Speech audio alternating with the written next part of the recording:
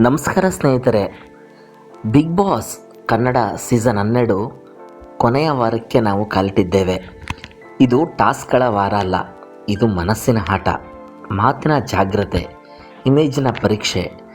ಈಗ ಮನೆಯ ಒಳಗಿರುವ 7 ಸ್ಪರ್ಧಿಗಳಿಗೂ ಒಂದೊಂದು ದೊಡ್ಡ ಸವಾಲು ಎದುರಾಗಿದೆ.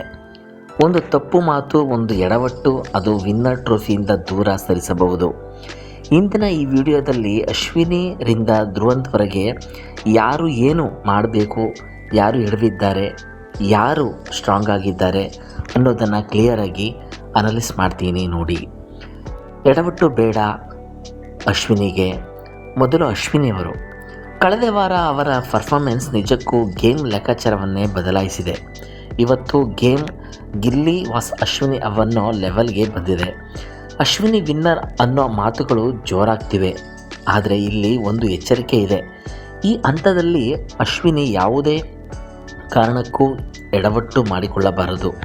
ಮಾತು, ಅಭಿಪ್ರಾಯ, ರಿಯಾಕ್ಷನ್ ಎಲ್ಲದರ ಮೇಲೂ ಫುಲ್ ಕಂಟ್ರೋಲ್ ಇರಬೇಕು. ಕೊನೆಯ ವಾರದಲ್ಲಿ ಹೆಚ್ಚು ಮಾತನಾಡೋದು ಬೇಡ, ಇಮೋಷನಲ್ ನಿರ್ಧಾರ ಬೇಡ, ಇಮೇಜ್ ಕಾಪಾಡಿಕೊಳ್ಳುವುದೇ ಮೇನ್ ಗೇಮ್.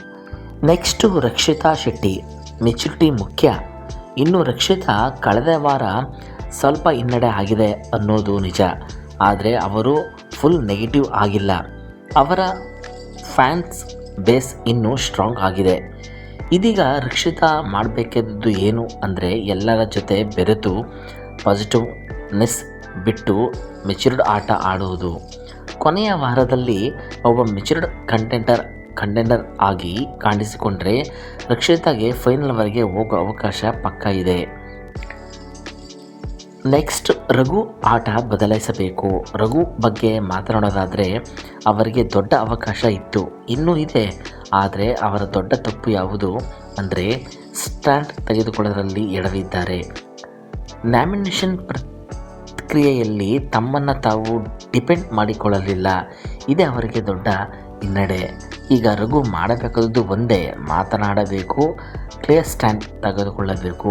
ನಾನು ಏಕೆ ಇಲ್ಲಿದ್ದೀನಿ ಅನ್ನೋದನ್ನು ಜನರಿಗೆ ತೋರಿಸಬೇಕು. ಇಲ್ಲದಿದ್ದರೆ ದೊಡ್ಡ ಅವಕಾಶ ಕೈ ತಪ್ಪಬಹುದು.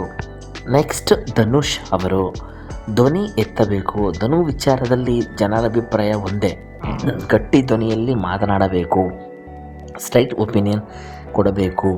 ಧನು ಅವರ ಅತಿ ದೊಡ್ಡ ಅಡ್ವರ್ಟೈಸನ್ ಏನು ಅಂತ ಅವರ ಒಳ್ಳೆತನ ಮತ್ತು ಜೆನ್ಯೂನಿಟಿ. ಆದರೆ ಕೊನೆಯ ವಾರದಲ್ಲಿ ಒಳ್ಳೆತನ ಮಾತ್ರ ಸಾಕಾಗಲ್ಲ, ತಮ್ಮ ಅಭಿಪ್ರಾಯವನ್ನು ಗಟ್ಟಿಯಾಗಿ ಹೇಳಬೇಕು, ಆಟದಲ್ಲಿ ಕಾಣಿಸಿಕೊಳ್ಳಬೇಕು.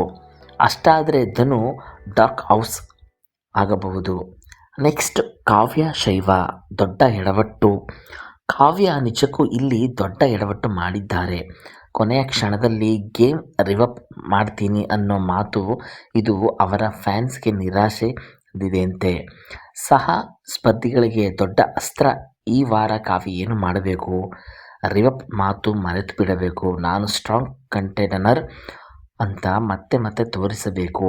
ಆತ್ಮವಿಶ್ವಾಸದೊಂದಿಗೆ ಆಟ ಆಡಬೇಕು. ಇಲ್ಲದಿದ್ದರೆ ಈ ಮಾತು ಅವರನ್ನೇ ಔಟ್ ಮಾಡಬಹುದು. ನೆಕ್ಸ್ಟ್ ಧ್ರುವಂತ್. ಸ್ಟ್ರಾಂಗ್ ಆದರೆ ಎಚ್ಚರಿಕೆ. ಧ್ರುವಂತ್ ನಿಜಕ್ಕೂ ಸ್ಟ್ರಾಂಗ್ ಸ್ಪರ್ಧಿ.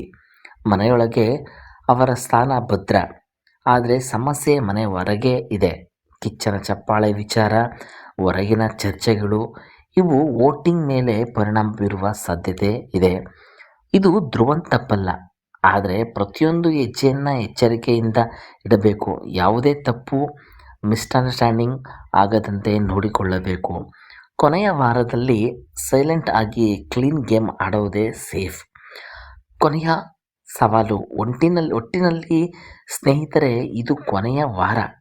ಇಲ್ಲಿ ಟಾಸ್ಕ್ ಗೆಲ್ಲೋದು ಮುಖ್ಯ ಅಲ್ಲ, ಜನರ ಮನಸ್ಸು ಗೆಲ್ಲೋದು ಮುಖ್ಯ.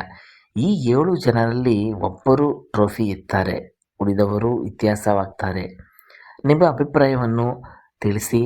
ವಿನ್ನರ್ ಯಾರಾಗಬೇಕು, ಯಾರು ಈ ವಾರ ಔಟ್ ಆಗಬೇಕು ಕಮೆಂಟ್ನಲ್ಲಿ ಹೇಳಿ. ವಿನ್ನರ್ ಯಾರು ಈ ವಾರ ಔಟ್ ಆಗಬಹುದು? ವಿಡಿಯೋದಲ್ಲಿ ಇಷ್ಟವಾದರೆ ಲೈಕ್ ಮಾಡಿ, ಚಾನಲ್ ಸಬ್ಸ್ಕ್ರೈಬ್ ಮಾಡಿ. ನಾನು ಮತ್ತೆ ಹೊಸ ಅನಾಲಿಸಿಸ್ ಜೊತೆ ಬರ್ತೀನಿ.